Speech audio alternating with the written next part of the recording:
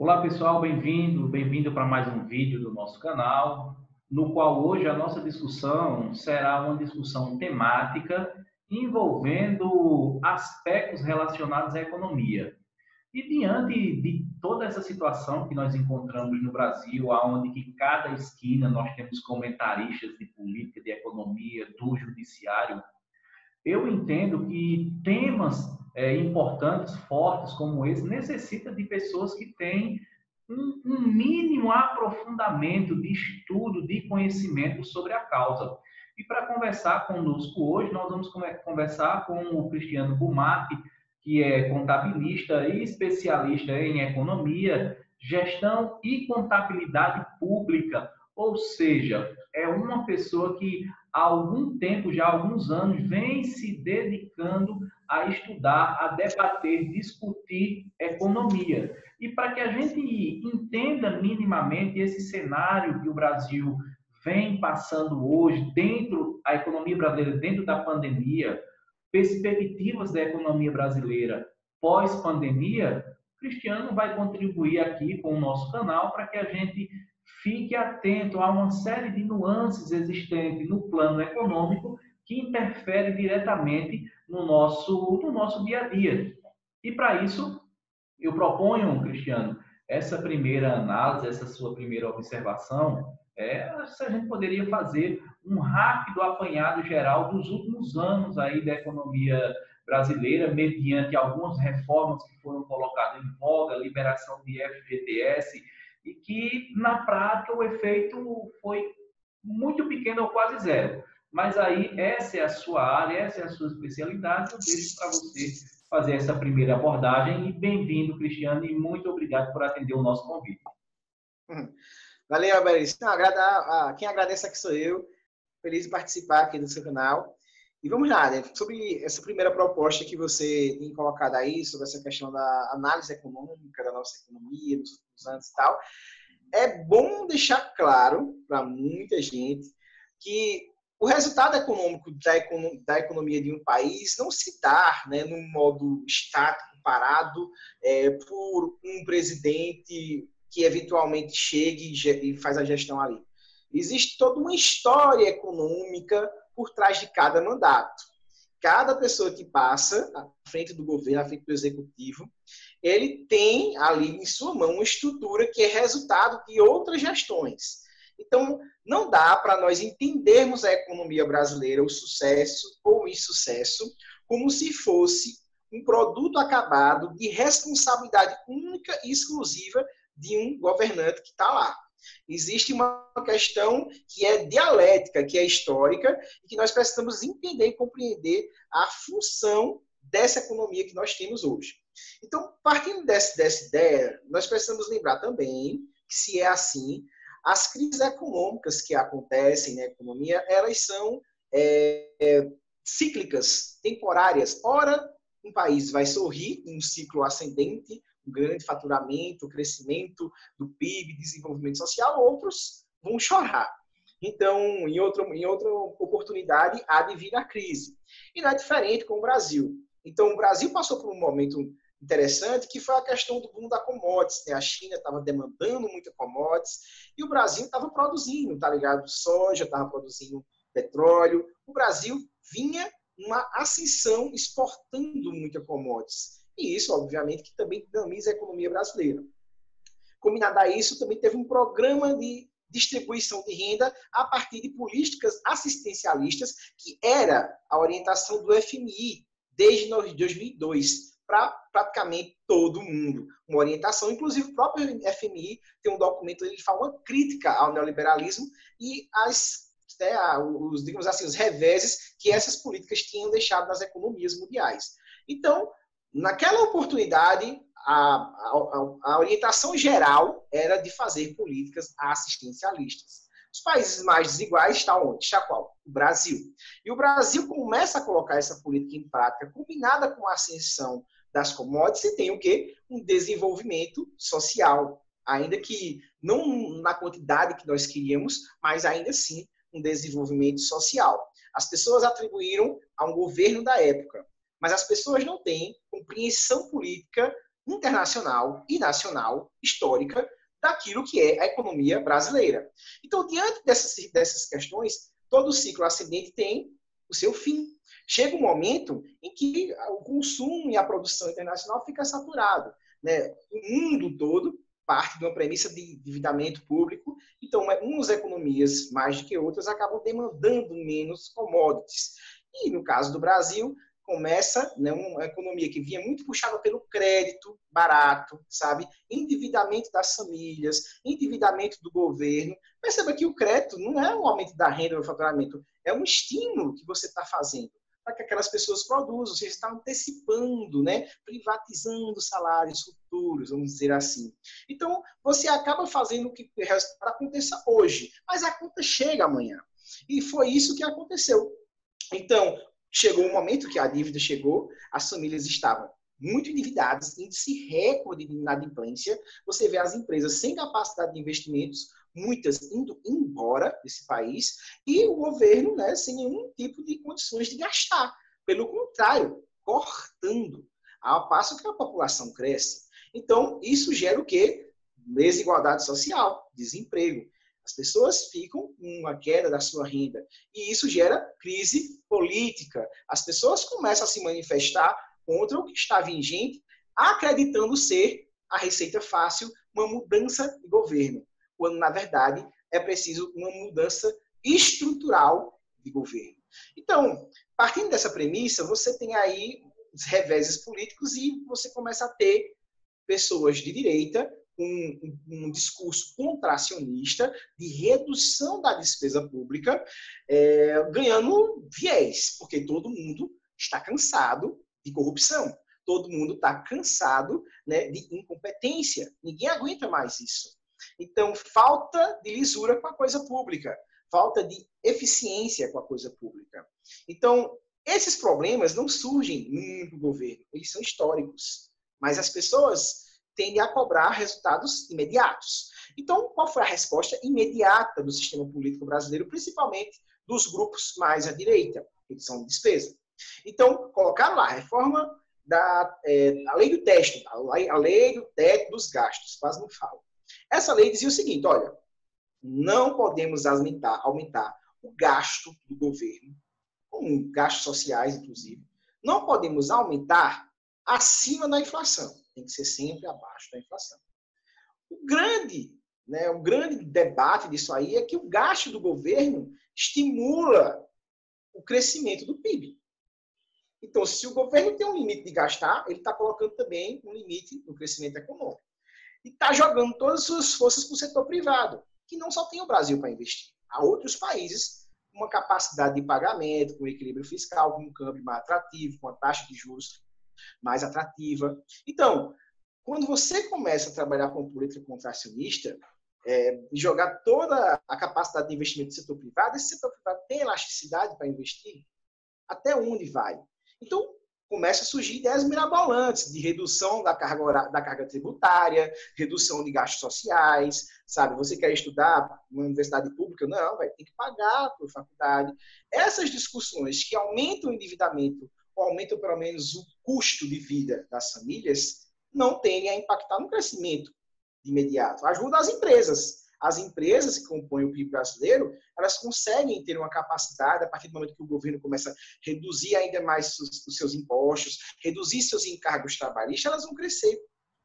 O governo tende a melhorar um pouquinho o seu endividamento a partir do momento que ele explora mais a classe trabalhadora, aumenta o lucro das empresas e tem, de volta, né, um pouco mais de arrecadação. Mas e como é que fica o povo? O povo tende a ficar sem poder de consumo. E é justamente as famílias que são responsáveis por 60% aproximadamente do crescimento brasileiro. Daí, como fazer estimular isso? O governo libera o FGTS. Parcelas sucessivas, 2018, 2019, 2020, para tentar estimular o consumo das famílias. O governo está tentando liberar, estudando alguma possibilidade de liberar, inclusive, a renda dos fundos de pensões dos servidores públicos e também de servidores de pessoas do setor privado, né, de investidores do setor privado, fundos de pensões que estão com recordes de endividamento. Uma vez feito isso, as pessoas vão postar o dinheiro e os fundos de pensões tendem a entrar num colapso. Então, a questão é essa, como estimular o consumo. Né? Porque a FGTS, que é uma poupança popular, já não tem tanta elasticidade assim. E tem sua importância no financiamento da construção civil. Então, você perceba que não tem mais. E aí você chega no momento pandêmico. Você percebe que desde 2016 para cá, essa política contracionista gerou um crescimento de 1%, baseado em saques de FGTS e de mais exploração da classe trabalhadora, com menor oferta de serviços públicos.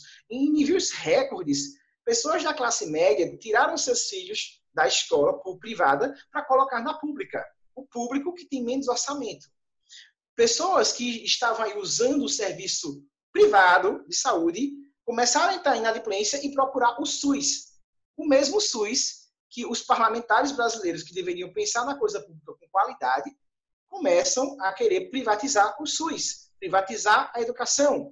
Tudo aquilo que, em última análise, no momento de crise, o povo precisa para ter um bem-estar social, esse bem-estar social já não existe. Começa a assumir e vai a responsabilidade para o Estado agora definhar. Então, esse conflito gera crises políticas e todo mundo que não entende como funciona a economia começa a querer soluções fáceis. Então, a solução fácil agora é você atacar servidor público. Servidor público agora é sinal de privilégio. O Brasil, que proporcionalmente tem menos servidores públicos que a maioria dos países desenvolvidos, e um país que sonha em ser o país do futuro. Então, nós percebemos que dentro do capitalismo, dentro dessa estrutura, dentro da história política, o que a história nos mostra, é que as contradições desse sistema, elas são permanentes. Mas as soluções que são apresentadas prometem resultados imediatos e nunca vêm na medida do esperado. Então, dentro de uma pandemia, se percebeu o quê? Se percebeu que aumentou a pobreza, aumentou o desemprego, aumentou o endividamento público. Você vê as empresas fechando, e o que o governo tinha feito antes, prometido mais emprego com a reforma com a lei de terceirizações, empregos que não aconteceram, prometeu um equilíbrio das contas públicas, inclusive no médio prazo, com relação à reforma da Previdência. Nesse momento, a justificativa para a reforma era que tínhamos 178 bilhões de déficit naquele ano. Justificou a reforma da Previdência. Adivinha, com a pandemia, nós vamos chegar ao final do ano com 700 bilhões de déficits. Iremos fazer uma reforma da Previdência 4 vezes mais duras nas costas dos trabalhadores, no momento de pandemia, de queda da arrecadação. Como é que nós vamos sair desse buraco? Nós iremos ter um teto do gasto. Como é que o governo vai agir nessa economia se tem um teto do gasto agora algemando o governo? Como o governo vai fazer? O governo, que é contra políticas assistencialistas, começa a pensar em assistencialismo, mas com um discurso de responsabilidade fiscal, que não é tão verídico, né? Porque muitos privilégios foram mantidos. Privilégios para os empresários, para os militares, ou seja, para a casta que se beneficia dessa filosofia da miséria. Então, é muito fácil você chegar e apresentar soluções com resultados em curto prazo. Mas é difícil entender todo o mecanismo que é colocado e qual o produto final que vai ser entregue. Então, diante dessas circunstâncias, qual é a nossa missão agora? É pensar o pós-pandemia. Porque essa pandemia, primeiro, não tem prazo para acabar. Segundo, né, nós não temos aí um projeto definido de como reverter isso. Conseguimos recentemente um protocolo básico de como superar essa pandemia e etapas que nós não sabemos nem se vai dar certo. Então, a partir disso, qual é o projeto central de reorganização da economia brasileira? E aqui não cabe defender Estado mínimo ou Estado máximo. Nós temos um Estado necessário para esse momento histórico de acabar com a desigualdade social, que é historicamente recorde no Brasil. Então, com toda essa questão, né, de desigualdade recorde que existe no Brasil, qual a saída que nós vamos ter, né? Quais são as saídas? E nós estamos vendo e vivenciando um momento onde os economistas e os políticos brasileiros, com viés contracionista, já não veem onde reduzir mais o gasto público.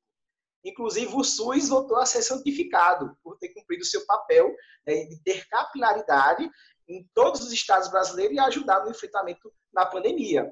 Os bancos brasileiros, que deveriam, nesse momento de baixa liquidez, né, de baixo investimento, ajudar as empresas e ajudar as famílias, inclusive o governo, com empréstimo a baixo custo, né, com juros baixos, os privados estão agora tendo uma política de não emprestar tanto crédito assim e não com juros tão legal assim.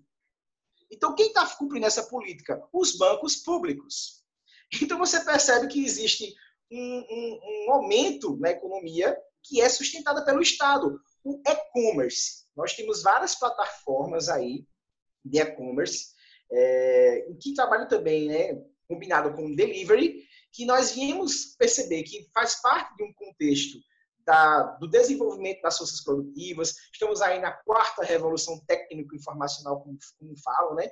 E que as relações de trabalho ficam frágeis. E nós sabemos que quando as forças produtivas desenvolvem, ficam tecnológicas, as relações de trabalho elas se fragmentam.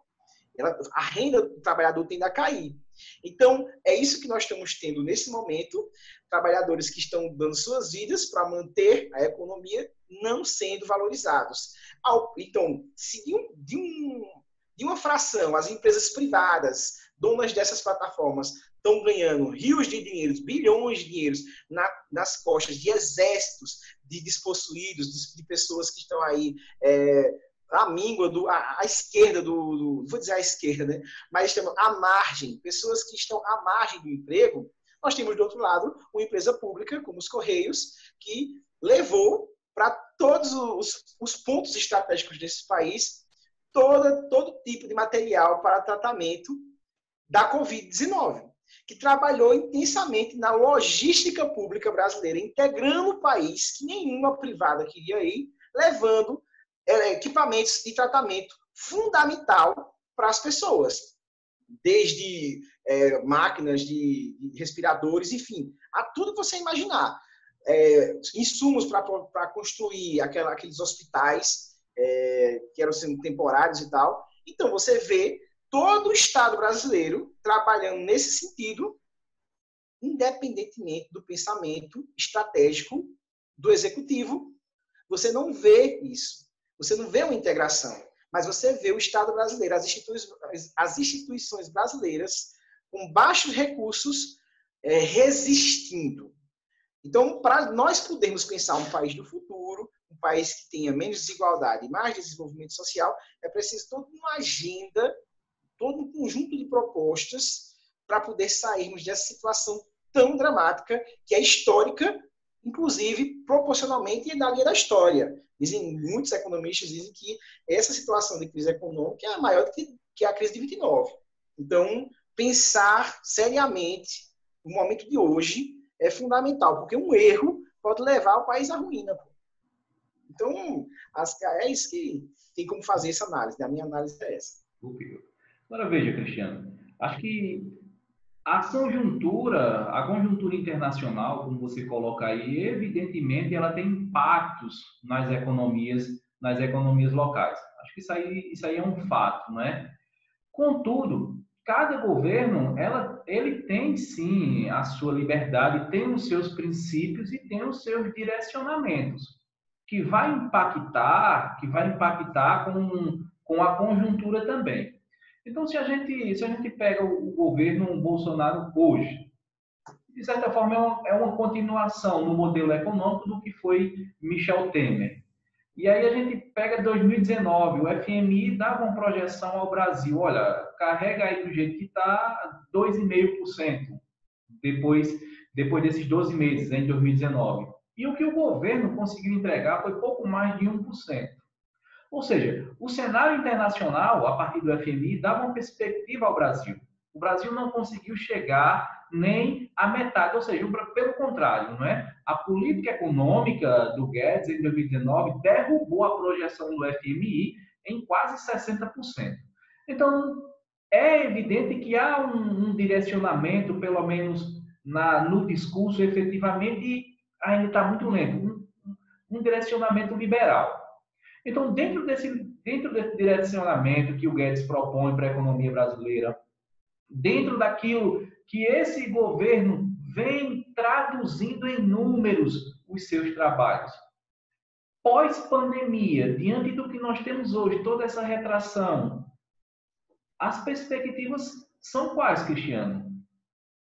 Olha, vê, primeiro que o discurso liberal, ele é universal. Onde você for no mundo, vai ser o mesmo. Mas as condições materiais de cada país resistir a um projeto liberal são diferentes. Então, obviamente que você tende a ter resultados diferentes. No Brasil, por exemplo, o capital tecnológico que nós temos não se compara aos outros países. O nível de produtividade também não se compara, sabe? O nível de formação da mão de obra também não se compara. Então, naturalmente, resultados diferentes vão acontecer. Países com maior acúmulo de capital, seja ele qual for, terão, no caso, né, mais condições de superar a crise do que os países que estão em desenvolvimento. Principalmente o país que nem o Brasil, igual ao Brasil, que é tão desigual. Então, as necessidades aqui são infinitamente maiores do que aquilo que nós podemos apresentá-las para saná-las. Então, sabendo da realidade brasileira, nós temos que pensar um projeto para o Brasil. E esse projeto para o Brasil não transita a partir de um viés onde você reduz gasto público, ataca os servidores públicos, onde você ataca quem faz a coisa pública fluir, onde você ataca os direitos dos trabalhadores e você mantém privilégios, você não ataca os privilégios. Onde você evoca, né, a bandeira da responsabilidade fiscal e você não pratica a responsabilidade fiscal. Porque a responsabilidade fiscal não está apenas no viés contracionista, mas está na questão da ideia de economicidade. É você gastar menos, mas gastar melhor, fazendo mais. Esse viés aí, necessariamente, não precisa ser recortado, entendido como mais exploração na classe trabalhadora. Estamos vivendo aí a 4ª revolução técnico-informacional e nós precisamos nos reinventarmos. Precisamos olhar esse momento como algo positivo, que possa reduzir gasto público, mas mantendo gastos sociais. Na verdade, a discussão não é nem manter, é expandindo gastos sociais.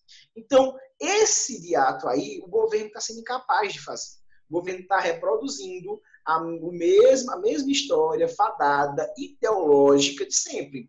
O governo chega ao cúmulo de evocar o desejo do fim da Justiça do Trabalho, que é uma instituição garantida pela Constituição Federal. Qual a ideia disso? Qual a ideia de querer expandir o Tribunal Superior do Trabalho, a Justiça do Trabalho, de conjunto, num país onde você ainda tem milhares de casos de escravidão, onde os patrões, em grande escala, não respeitam os direitos trabalhistas e mais, abusam do poder da relação capital-trabalho, muitas vezes colocando os trabalhadores em condição degradante. Trabalhar 12 horas é degradante. Você trabalhar e não receber, pior ainda. Então, qual é o viés desse governo? Não é o viés de desenvolvimento, é o viés da desigualdade. Então, não há como você chegar e abrir aqui um consenso de que nós teremos crescimento econômico com desenvolvimento social. Nós podemos ter crescimento econômico. As políticas liberais defendidas pelo governo são políticas que geram crescimento econômico. Quanto mais exploração, quanto mais capital acumulado as empresas tiverem, mais elas vão poder investir as suas forças produtivas e ter crescimento. A questão é por quanto tempo dura esse crescimento e se terá desenvolvimento social e se terá governabilidade. Então, tem todo um apanhado para ser averiguado e que não se conforma em curto espaço de tempo. É preciso um médio espaço de tempo para que os efeitos disso sejam perceptíveis pela população, principalmente os mais pauperizados, que só vão compreender toda essa política estrutural quando tocar no bolso.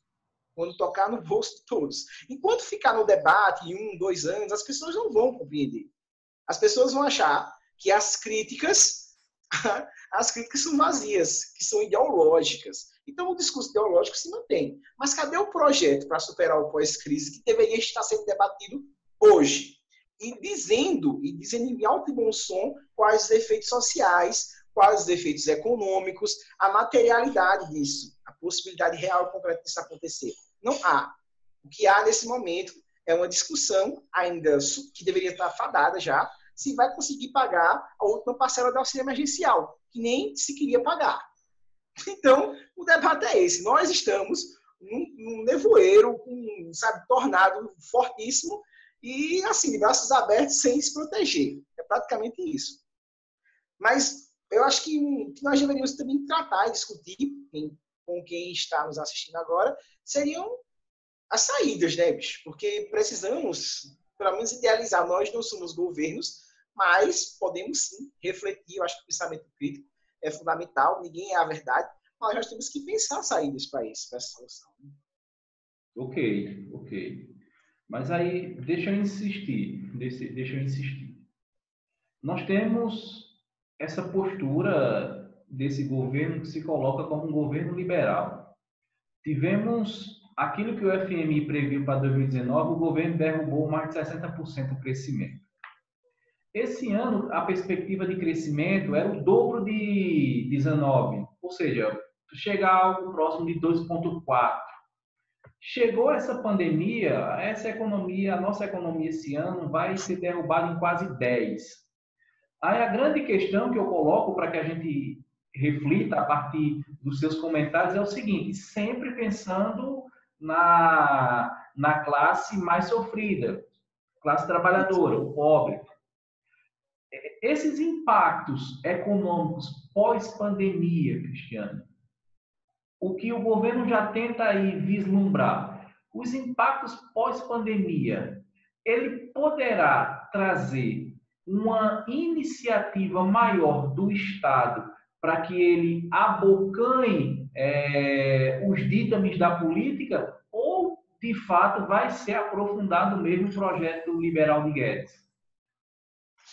Eu acho muito complicado, porque, assim, qualquer coisa que nós falarmos agora, nós entramos no previsionismo. Porque, assim, o ano não fechou, se tem uma projeção, né, de ter um endividamento total do governo, né, um endividamento bruto, né, de longo prazo e curto prazo, todo o endividamento do governo seria equivalente aí a 80% do PIB brasileiro, ou seja, um endividamento muito grande. Já se sabe que há uma incapacidade muito grande nesse sentido de pensar em investimentos.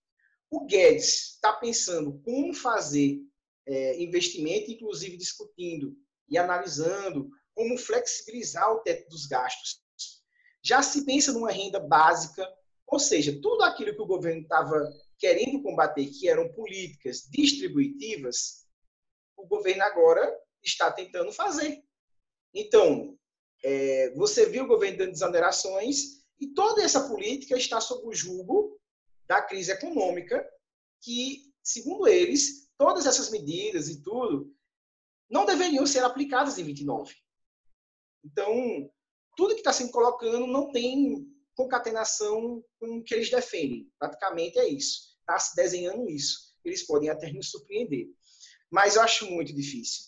Porque, por exemplo, quando se fala da reforma tributária, nós temos que fazer uma reforma tributária nesse país, nós percebemos que o consumo das famílias,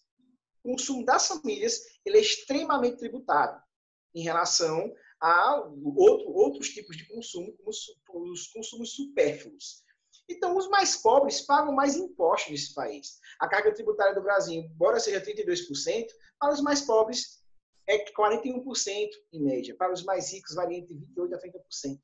Então, existe duas cargas tributárias. Existe uma coisa chamada desigualdade tributária. Se nós fizermos isso, nós vamos ter aí, a partir do momento que nós fizermos uma reforma tributária social e não liberal, que promete algo, mas em contrapartida tem renúncia de receita em algum lugar do orçamento, nós temos que pensar uma reforma tributária que tribute mais os ricos e tribute menos os pobres, que nos produtos que são necessários, né, essenciais, tenham uma carga tributária muito baixa ou quase nula, e nos produtos supérfluos uma carga tributária maior. Então, a partir desse contexto, segundo os especialistas, nós teríamos aí uma projeção de crescimento só pela reforma tributária de aproximadamente 1% do PIB.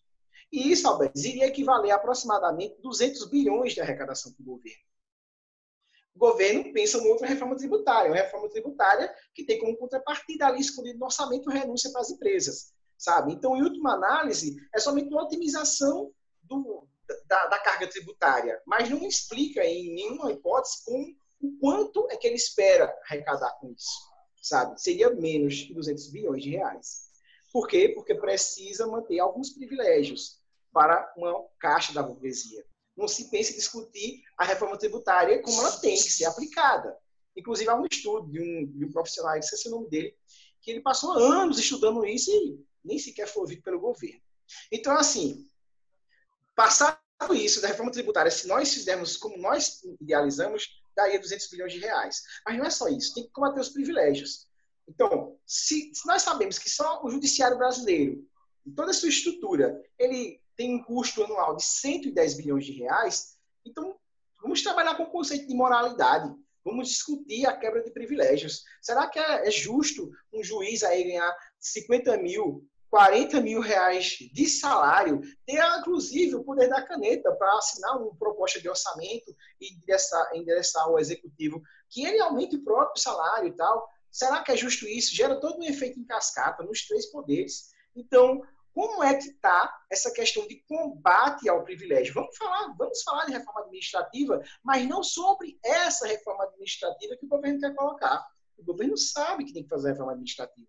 Mas qual reforma administrativa? A que ataca o funcionalismo público, que trabalha, que estuda, que tem qualificação técnica, que é avaliado por desempenho, sabe? E que tem ali o seu direito garantido na Constituição de receber o seu salário, que estimula o consumo na economia, ou nós temos que discutir os privilégios daqueles que mais ganham, que quase não consomem, que vivem de investimentos, sabe? Vive acumulando capital, quase não estimula o crescimento econômico. Quando faz algum investimento em capital improdutivo.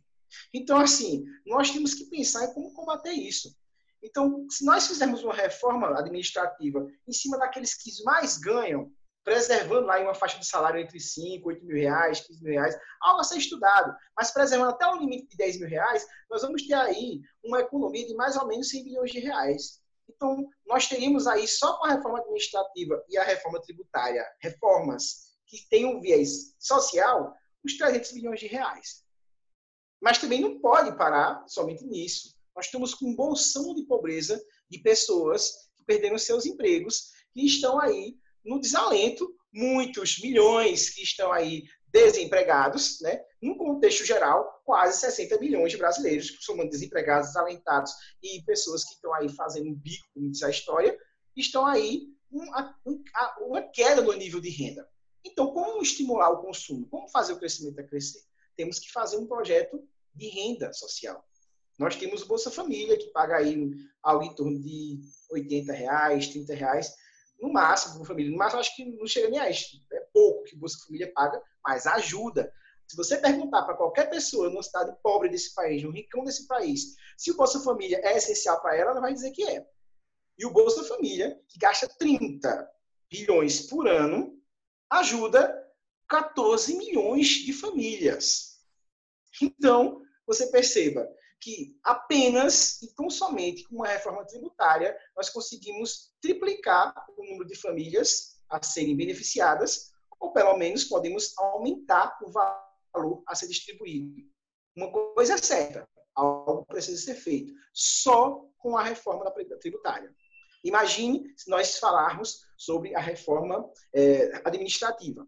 Então, Alberes, tem algumas coisas que precisam ser colocadas. As desonerações. As desonerações do ano passado foram 330 bilhões de reais. Essas desonerações, em alguns segmentos da economia, como o segmento de tecnologia e conhecimento, são importantes, porque a longo prazo, elas acabam dinamizando nossa economia, fazendo nossa economia ficar mais competitiva, sabe? Conseguir produzir mais com menos jornada de trabalho e remunerando mais. É fundamental pensar no longo prazo. Mas temos que trabalhar com esse viés de desoneração, de redução de receita. Mas existe uma parcela dessas desonerações aí, algo em torno de 200 bilhões, que é gastado com empresas que são as amiguinhas do governo, do poder, do status quo presente, sabe? E sobre o julgo de que é super importante ter essas desonerações. Então, desoneração é importante, mas vamos discutir isso, vamos regulamentar isso, vamos colocar isso com um viés social. Não é canetada ali, você coloca lá um orçamento, todo mundo aprova, ninguém ali é trabalhador, todos praticamente são empresários, salvo raras exceções, e vão legislar em nome de quem espera um dia ser representado e não é representado, que é o povo. Então, eles não vão legislar em favor do povo, né? Eu acho que já fiz a fala errada. Eles vão legislar em favor deles, e não em favor do povo. Então, fazer também uma discussão sobre essas exonerações é muito importante para a gente otimizar o nosso gasto. Otimizar o gasto público é fundamental. Ninguém está falando aqui em aumentar gasto. Nós vamos aumentar o gasto, acho que é importante aumentar o gasto público, a partir do momento que essas políticas são aplicadas e que isso retroalimenta a economia. Agora, veja que dado importante. A partir do momento que nós gastamos R$1 por Bolsa Família, nós temos um retorno para a economia de 1,7. Ou seja, quando você aplica 100 milhões na economia, no outro exercício, o governo arrecada 170 bilhões. Então, é nesse viés, com foco no povo, com foco no social, que nós temos que ter, se nós quisermos sair da crise. Não adianta ficar querendo apenas contrair gasto social, porque o povo precisa de um bem-estar social. É para isso que existe a economia, é para isso que existe a política. Nós temos que saber otimizar esse gasto e saber como fazer a nosso PIB, né, ter uma maior expansão com inteligência, que também nós estamos aí, né, vivendo um bom momento, digamos assim, nessa pandemia. Tem algumas coisas que também é importante falar. Imposto sobre grandes fortunas. Nós sabemos que tem um potencial aí, dependendo da alíquota a ser aplicada, de arrecadar no mínimo 100 bilhões com imposto sobre grandes fortunas, que é um imposto que desde 88 na Constituição Federal é previsto lá, salvo engano, no artigo 65 da Constituição, e lá você... Não, é 159. E lá nessa questão aí, você começa a perceber que nunca foi regulamentado, e que ainda se coloca como um espantalho que poderia espantar investimento. 100 bilhões de reais empregados em renda mínima, num momento de pandemia, com reversão a título de arrecadação de 170 bilhões, ajudaria a atrair mais investimentos ou espantaria os investimentos? É óbvio que isso gera uma progressão, ano a ano, que você consegue aumentar o bem-estar social e, ao mesmo tempo, você consegue gerar emprego e renda. Você estimula as pequenas empresas a produzir, você gera crescimento econômico. Então, através de um crescimento econômico, que, embora, uma vez aplicado, seja algo gradual, lento, ou seja, sustentável, nós vamos conseguir, paulatinamente, conquistar a atração do mercado para vir investir aqui. Nós não temos que fazer contenção na carne, como costumam falar, de despesa, né, na carne, para atrair capital estrangeiro, não. Nós temos que fazer nossa lição de casa. Não temos que procurar nossa felicidade nos outros, mas sim em nós, na gente. Então, é a partir desse viés que nós temos que começar a pensar um projeto nacional de desenvolvimento para o nosso país, entendeu? E assim, para fazer o crescimento também, dentro desse debate, além dessa questão da renda mínima, que o governo quer fazer um projeto de renda mínima, não saiu ainda o projeto de lei, né? Então, acho que essa semana devem estar comentando esse projeto de renda mínima, é para garantir aí algo em torno de R$250, R$300 e tal, para mais ou menos uns 30 milhões de famílias. O governo está querendo fazer isso. Mas, em contrapartida, para financiar isso, o governo está estudando como acabar com algumas rendas, como, por exemplo, o seguro-desemprego, sabe? Então, você não faz uma expansão, uma política que você progressiva, onde você pega de quem mais tem e redistribui renda. Na verdade, você pega a renda da classe trabalhadora e realoca de outra forma. Então, está se desenhando isso e a gente pode discutir isso em outro momento. Mas, convenhamos, essa medida que o governo está querendo fazer é simplesmente uma medida que não influi muito na questão do crescimento econômico, né? Porque essa renda já ajuda quem está no desemprego. Está entendendo? Então, do ponto de vista da realocação, até pode ajudar no crescimento, mas, sabe, proporcionalmente quanto pode impactar? Será que nós não podemos pensar a economia de outra forma? Então, nessa discussão, ninguém aqui está sendo contra a renda, sabe? Mas distribuição de renda, mas a forma e a finalidade, sabe? E como essa renda pode se reverter para a economia de forma eficiente, já que se fala muito em eficiência. Uma questão que eu acho bom falar, Alberes, também, a necessidade de você ter investimentos de curto prazo. Então, um setor da economia que tem uma capacidade assombrosa de gerar empregos, investimento, combinado com desenvolvimento social, é o setor da construção civil. Ainda mais no Brasil da gente, que precisa de muita coisa. Então, quando você consegue reservar, fazer todas essas políticas que eu te falei, você consegue reservar um montante de capital para você direcionar a construção civil, você já começa a fazer obras de infraestrutura que aumenta a produtividade, diminui os custos logísticos no Brasil e você, ao mesmo tempo, gera emprego e renda. Então, você consegue fazer uma dinâmica, sabe, que coloca o Brasil a ser competitivo com os outros países. E isso gera mais faturamento, mais contratos, mais emprego, mais renda, mais tributos, menos endividamento. E aí, com tudo isso, você consegue ter uma taxa de juros mais baixa, sabe? Você consegue ter um controle das finanças de forma planejada e gradual. Então, assim, parece ser bem bonito tudo que eu estou falando, mas tudo parte de iniciativa a partir do momento que você tem ideias e gatilhos sistemáticos para fazer a economia fluir. Ficar apenas em cartilhas liberais do passado, sem entender realmente a necessidade do povo, entender apenas e tão somente a necessidade das empresas, como se isso fosse uma mão invisível do mercado, fosse a solução dos problemas, aí é que está a grande discussão, né? A grande discussão não é necessariamente um Estado mínimo pelo Estado mínimo, mas, pelo menos nesse momento histórico, um Estado necessário capaz de fazer com que as desigualdades sociais sejam mitigadas e não só isso, fazer com que o progresso aconteça com sustentabilidade. E aí, em outro momento, também pensar numa agência de longo prazo, né, uma agenda de longo prazo é necessário pensar também.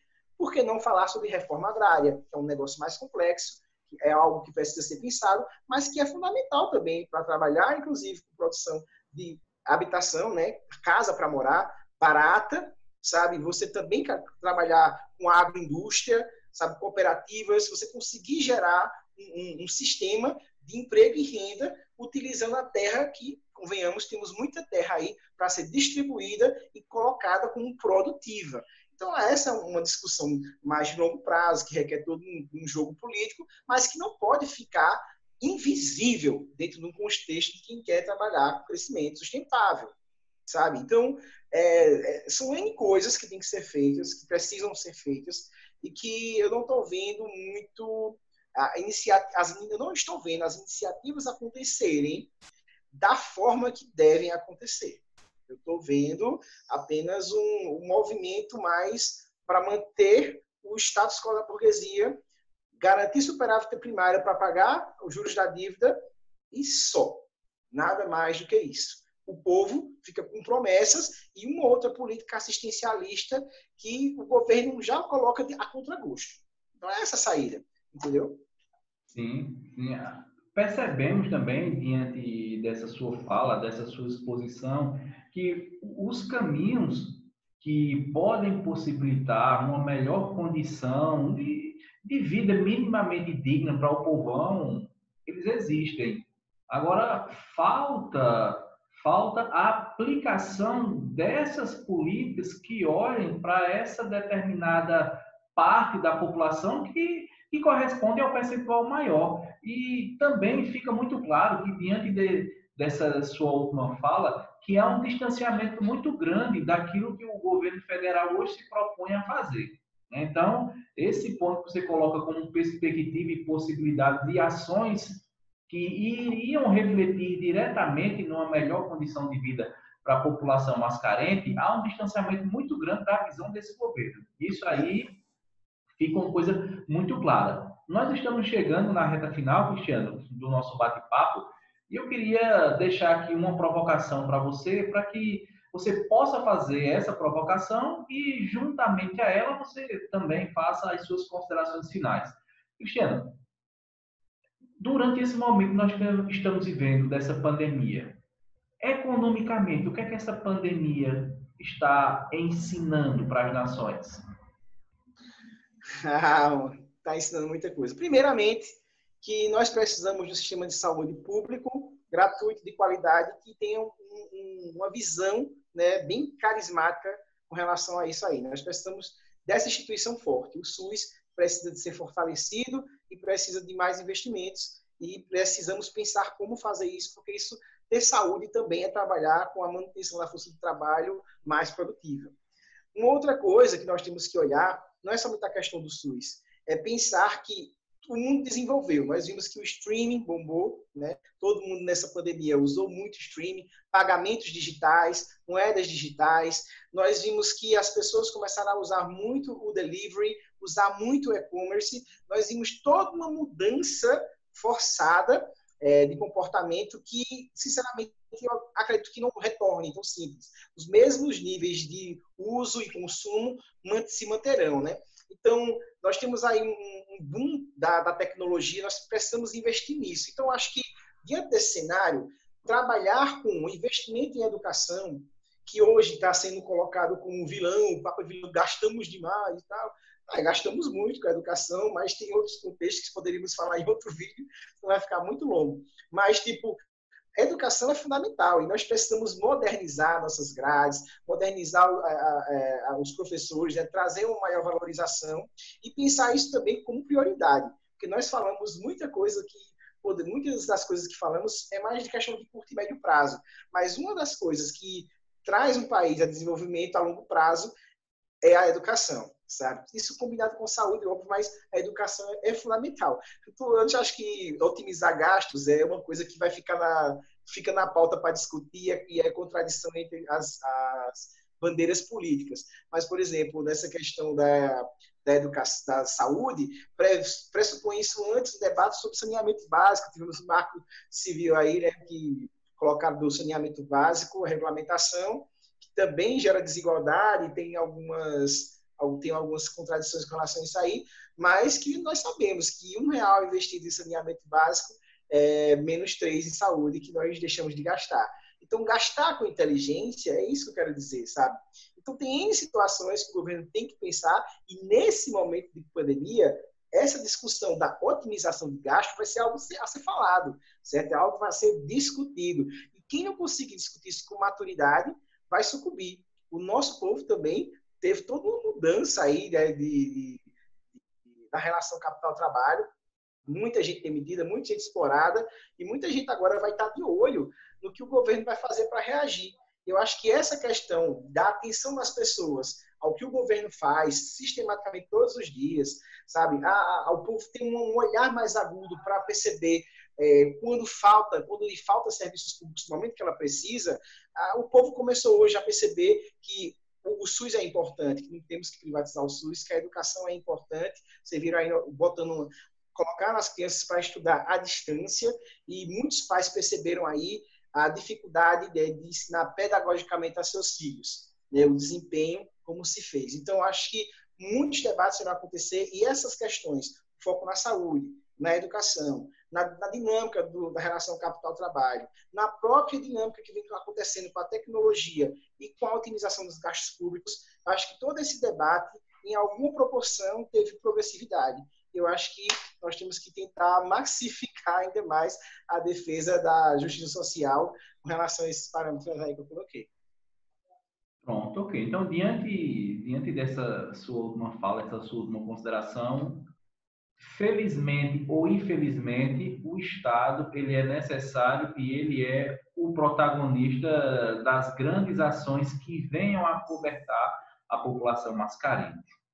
Então é isso, Cristiano. Agradeço a você, tá certo, por se disponibilizar aqui para o canal, para a gente fazer esse debate aí temático relacionado à economia, coisa que hoje, como mencionei já, em qualquer esquina nós temos analistas, entre aspas, né? Analista político, econômico, enfim. Mas não há uma qualidade nesse debate, não há uma perspectiva de um debate técnico e propositivo. E a sua vinda, a sua contribuição aqui, ela enriquece dentro desse ponto aí, da qualidade e de uma discussão técnica e acredito que mais do que isso, de viabilidades de projetos e de modelos econômicos que venham atender a população carente. Então, nós agradecemos mais uma vez a você e que esse bate-papo ele não termina aqui, né? Isso é apenas uma pausa, outros e outros momentos. Nós vamos ter que voltar a essa discussão e dentro daquilo que você estuda, dentro do seu conhecimento, tem muito a contribuir conosco. Tá certo, Cristiano? Mais uma vez, muito obrigado mesmo por sua participação. E a você que assistiu o vídeo, que está finalizando agora conosco, se gostou, deixa lá a sua curtida, se inscreva também no canal, amplie essa nossa corrente de debate e também interaja, traga elementos aí nos comentários, pautas, para que a gente possa colocar aqui em voga, tá bom? Então, nos encontramos no próximo vídeo. Valeu, pessoal, muito obrigado.